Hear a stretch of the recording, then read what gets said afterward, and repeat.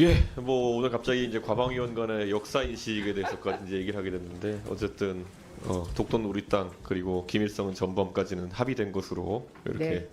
볼 수 있을 것 같습니다. 아니 질문에서 다시 시작하시죠. 예, 예. 예, 사실 고한석 지부장님 앞으로 좀 나와주시고요. 예, 사실 저는 좀 안타깝긴 합니다. 오늘 YTN에 대해 가지고 질의를 한다 그래서 저희 의원실에서도 저희 보좌진들도 열심히 준비하고 했었는데 정작 이 문제에 대해서 뭔가 내용을 이야기할 수 있고 책임을 져야 되고 또 이렇게 대책을 마련해야 될 YTN 경영진과 그 소유주 경영진 중에 책임 있는 사람들이 나오지 않은 것은 저는 뭐 사실 저희가 청문회를 하든 국정감사를 하든 이야기하다 보면 문제가 나올 수도 있고 안 나올 수 있는 건데 이렇게 피하니까 오히려 문제가 있는 것이 아닌가라는 그런 국민적 의심을 가져올 수 있다 이런 생각을 합니다. 앞으로 YTN이 민영화가 되면서 더더욱 이런 기회를 갖기가 어려울 텐데 출석하지 않은 것에 대해서 뭐 사유설 제출하긴 했지만은 저는 납득하기 어렵습니다. 시부장님 우선 한번 여쭤보겠습니다. YTN이 이제 민영화가 됐잖아요. 네. 예, 그런데 그렇다고 한다면 YTN은 물론 언론으로서 우리가 항상 얘기하는 기본적인 공익성 그리고 공영성도 추구해야 되겠지만은 조금 더 이윤 추구에 가깝게 갈 거라고 생각하는데 그 노조 그러니까 그 YTN 구성원들 생각은 어떻습니까? 아무래도 지배 구조가 민영으로 바뀌면 이윤 추구에 집중할 수밖에 없다고 판단을 하고요. 그동안 YTN은 30년 동안 공적 지배 구조를 가지고 있었습니다. 그것 때문에 뭐 낙하산 사장 등의 어떤 나쁜 일들도 있었지만 하지만 적어도 경제 권력으로부터는 자유로웠던 측면이 있었거든요. 이제는 유진 ENT가 YTN을 인수하고 김백이 사장이 됐습니다. 정치 권력으로부터 자유롭지 않습니다. 이제는 정치 권력에 더해서 경제 권력으로부터 압박도 받고 있습니다. 예, 사실 그래서 이제 저희가 지난번에 박민 사장이 나오셔도 그렇고요. 거긴 공영방송이긴 하지만은 도대체 전략이 구조조정이냐 아니면 컨텐츠를 확충하기 위한 그런 전략이냐를 물어본 적이 있어요. 이걸 팔방미인식으로 구조조정도 잘하고 컨텐츠 투자도 잘하고 이런 거는 사실 뜨거운 아이스 아메리카노 같은 거거든요. 존재하지 않는 물건 같은 거를 자꾸 강조하는 것인데 지금 시점에서 YTN 공성원으로서 공정성 그리고 흥행성 중에서 어느 쪽으로 경영진이 풀어나가고 있다라고 생각하십니까?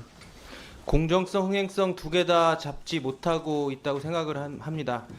일단 방송이 공정하다는 것은 기계적 중립이 아니라 시민들이 반드시 알아야 될 정보를 전달할 때 공정한 것이고 그때 시청률도 올라가고 광고도 붙게 됩니다. 근데 김백 사장이 오고 나서 YTN이 어떻게 됐습니까? 처음에 줄리 의혹 보도 사과부터 시작했습니다. 그리고 관련된 보도는 하지도 못하고 있는 상황입니다. 이런 압박 속에서 공정성, 흥행성 두 개 다 YTN에서는 현재로서는 찾아보기 힘듭니다. 그러니까 저희가 흥행성이라고 방송에서 얘기하면은 시청률이 잘 나오고 청취율이 잘 나오고 그리고 또 뭐 유튜브 조회수가 잘 나오고 우선 국민들이 찾는 맛집이 돼야 된다라는 인식을 갖고 있는데요. 지금 김백 사장 오시면서 진행자 교체를 라디오에 이렇게 했었죠. 네.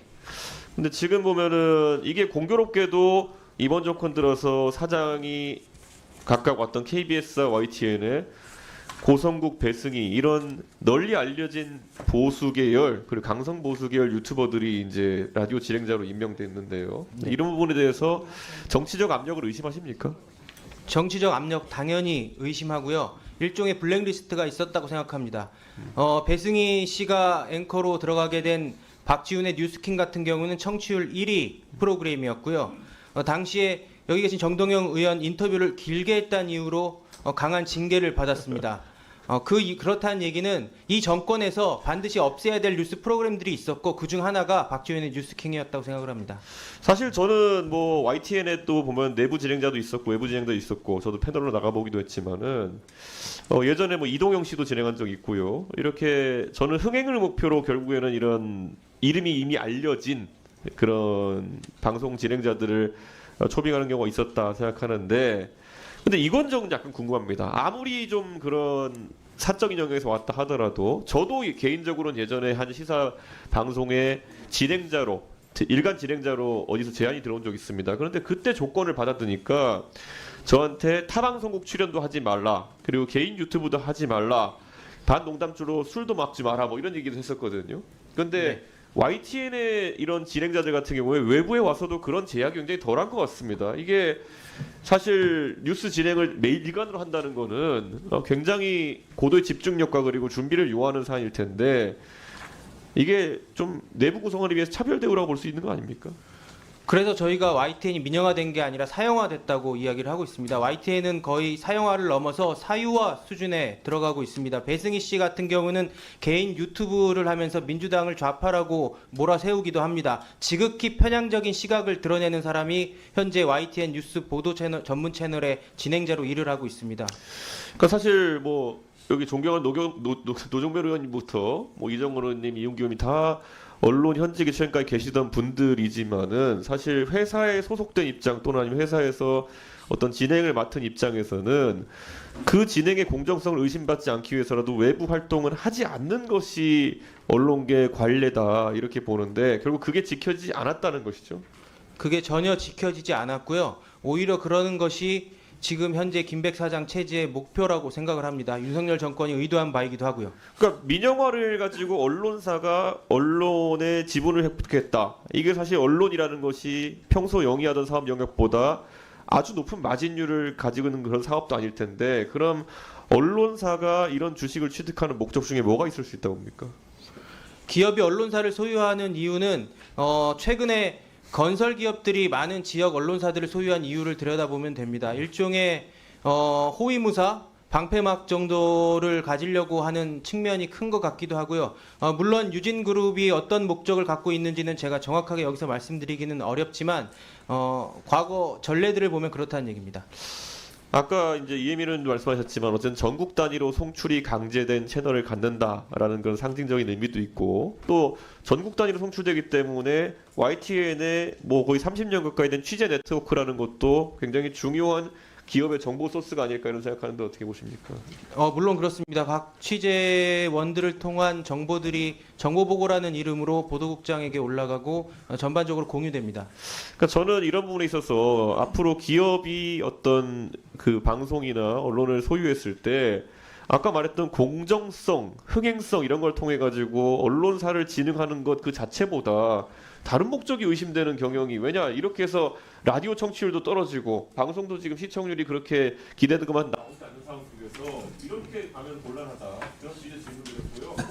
예, 감사하고요. 이게 사측이 같이 나왔으면은 제가 반쯤 나눠서 같이 질의했을 텐데 오늘 사측이 안 나왔기 때문에 제가 공교롭게도 구성원들의 입장만 이렇게 질의할 수밖에 없었다. 자, 그럼 지금부터 주목해주세요. 구독자분들을 위해 이벤트를 준비했습니다. 뉴스만 잘 챙겨보셔도 돈을 벌 수 있다고 말씀드렸는데요. 저희 채널을 보시면 다양한 경제 이슈들을 보셨을 때 어떤 생각이 드십니까? 그냥 뉴스만 보고 끝내는지 아니면 이 뉴스를 어떻게 이용할 수 있는지 이 부분을 고민하고 계시는지를 저는 되물어보고 싶습니다. 제가 지난해부터 여러분들께 뭐라고 말씀드렸습니까? 정치권, 글로벌 이슈 맞물려서 폭등하는 이슈를 관심 가지셔야 된다.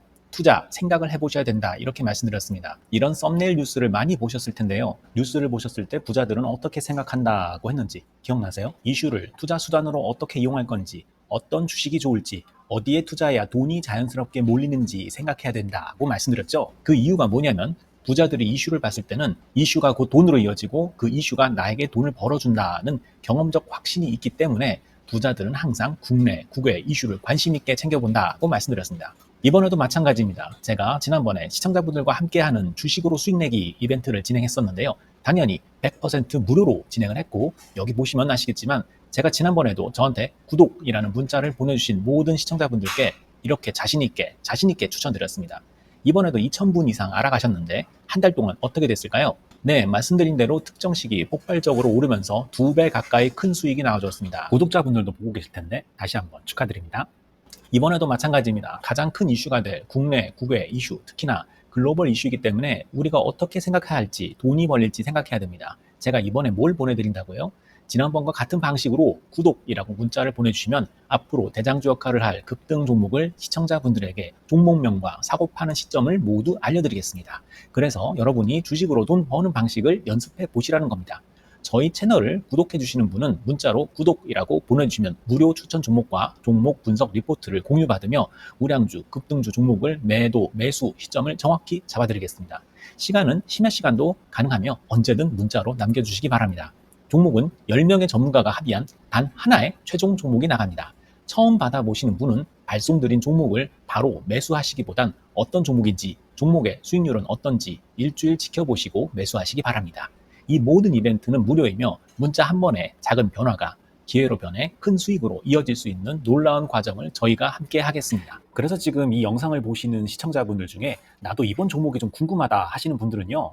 누구나 상관없이, 그리고 어느 시간대나 상관없이 부담 없이 010-2560-9514번으로 구독이라는 문자 보내주시면 제가 이번에도 똑같이 무료 추천 급등주 문자를 보내드리겠습니다. 이해되시겠죠? 제 번호 010-2560-9514로 구독이라는 문자 보내주시면 여러분들이 직접 이슈를 통해서 돈 버는 연습을 해보실 수 있는 것이고, 제가 돈을 받는 것도 아니고 투자를 대신해 드리는 것도 아니기 때문에 부담 없이 신청해 주시면 되는 겁니다. 그리고 수익이 나면 저는 다른 것은 바라지 않습니다. 제 채널에 구독, 좋아요 한번 눌러주세요. 감사합니다.